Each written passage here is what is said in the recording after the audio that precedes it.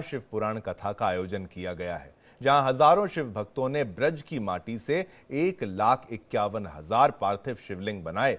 इस मौके पर देवकी नंदन महाराज जी ने भक्तों से सत्य और सनातन के मार्ग पर चलने और उस पर कायम रहने के लिए कई नियम बताए हैं। उनसे खास बातचीत की इंडिया डेली संवाददाता प्रेम कौशिक ने। धर्म की आवाज बुलंद करने को लेकर लगातार सजग रहने वाले देवकी नंदन महाराज आज हमारे साथ में हैं।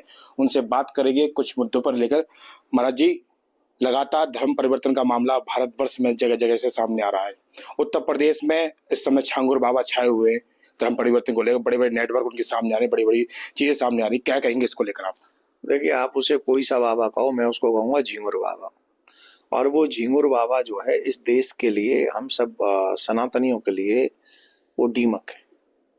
जैसे घर को दीमक खराब कर देती है, ठीक वैसे ही हमारे भारत को वो लोग दीमक की तरह घुन लगा रहे हैं हमारे सनातन को, जो धर्म परिवर्तन करवा रहे हैं, षड्यंत्र कर रहे हैं, अंगूठी बेचने का नाटक कर रहे हैं, भूत उतारने का नाटक कर रहे हैं, और वो क्या नाम है, तुम्हारे रोग दूर करने का नाटक कर रहे हैं। लेकिन इन सब नाटकों के पीछे एक ही जो छुपा हुआ एजेंडा है वो है धर्म परिवर्तन का, स्पेशली लड़कियों का, महिलाओं का।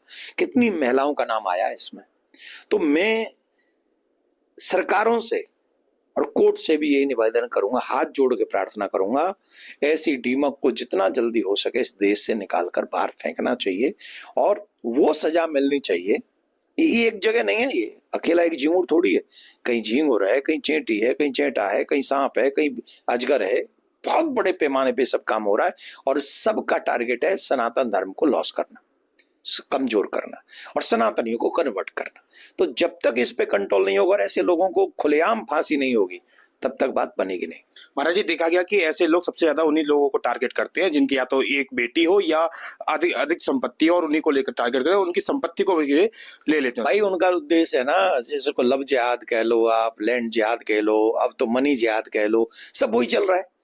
और हम इस पे, सबसे बड़ा मुझे तो कष्ट इस बात का होता है कि हिंदू चुप है। और कब तक चुप है और क्यों चुप है? सरकारें भी मौन। भाई, मैं तो कहता हूं एक कानून लाओ ना कि हिंदू बच्चों का विवाह हिंदू बच्चों के साथ होगा। और अगर धर्म शादी अरेंज अलग धर्म में हो ही रही है तो जो हिंदू बेटी से शादी करेगा वो हिंदू हो जाएगा। आप लाओ ना कोई कानून। यहां ऐसा तो नहीं हो सकता ना कि हमारी बेटी भी जाए और फिर हमारे बच्चे धर्म परिवर्तन भी कर ले, छोड़ दें, फिर उन्हें कहा जाए कि तुम ये करो, नहीं तो तुमको ये हो जाएगा। ये ठीक नहीं है। बच्चों के साथ न्याय होना चाहिए। उन्हें बहलाया जा रहा है, उन्हें भटकाया जा रहा है, स्पेशली बेटियों को। और उस माँ बाप, अच्छा उस बाप की क्या इज्जत है? उस बाप की कोई इज्जत नहीं है इस दुनिया में। उस बाप की कोई सम्मान की परवाह सरकार नहीं करनी चाहिए कि बेटियां भी चली गई, प्रॉपर्टी भी गई। तो इन सब विषयों पे बहुत जल्दी, देर से नहीं, बहुत जल्दी काम करना चाहिए और इन बच्चियों को बचाना चाहिए, भारत की संपत्ति को बचाना चाहिए। अदरवाइज बहुत बड़े खतरे पे भारत खड़ा है। बहुत कम समय पे इन लोगों ने एक बड़ी संपत्ति को इकट्ठा किया, जिस तरह से लगातार सामने आ रहा है। हम उसके यही निवेदन करेंगे, जो भी झिंगुर, अजगर और चीता, हाथी, बिल्ली, बंदर घूम रहे हैं धर्म परिवर्तन करवाने वाले, उन सब की भी संपत्ति जब्त की जाए और वो सरकार को भी न दी जाए। वो सनातनियों का एक, जैसे मैंने कहा, सनातन बोर्ड बनाना चाहिए और वो सारी संपत्ति उसको सौंप देनी चाहिए, जिससे उस संपत्ति से सनातन संस्कृति का उत्थान हो सके। बिल्कुल महाराज, जिस तरह से आपने कहा कि जैसे कि अंगूठी बेचने वाले बाबा होते हैं या इस तरह के भूत भगाने वाले बाबा होते हैं, इसी को लेकर, फर्जी बाबा को लेकर उत्तराखंड सरकार एक ऑपरेशन कालनेमी चला रही है। क्या देखते हैं इसको लेकर आप? सिर्फ उत्तराखंड में क्यों?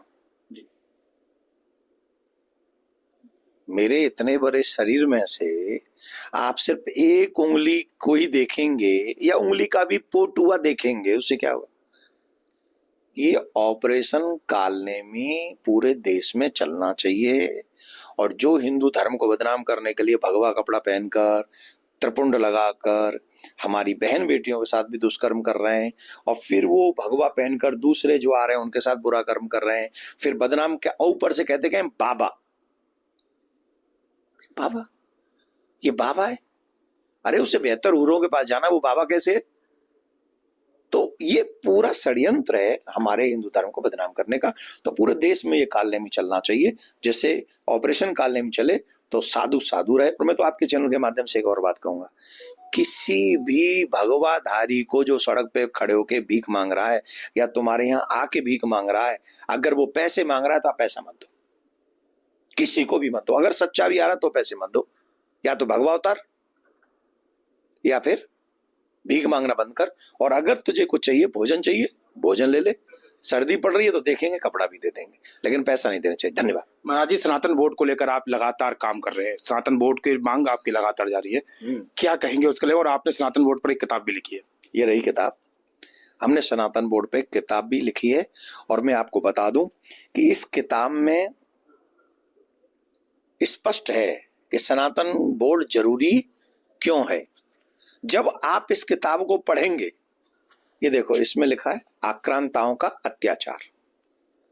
अगर उन्होंने ये अत्याचार नहीं किया होता तो आज कई लाख एकड़ जमीन वक्फ बोर्ड के पास नहीं होती।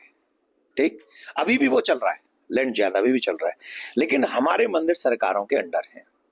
हम ये चाहते हैं कि सनातनी इस किताब को भी पढ़ें, समझें और हमारा साथ दें, और सरकार सनातन बोर्ड बनाए जिससे कम से कम हमारे सनातनी मंदिर सुरक्षित हो सके। बिल्कुल, धन्यवाद महाराज जी। हमारे साथ में थे देवकी नंदन महाराज, जिन्होंने बताया कि जल्दी जल्द सनातन बोर्ड बनना चाहिए, जिस तरह से सनातन पर जो आघात हो रहे हैं वो बच सके। प्रेम कौशिक, इंडिया डेली, मथुरा।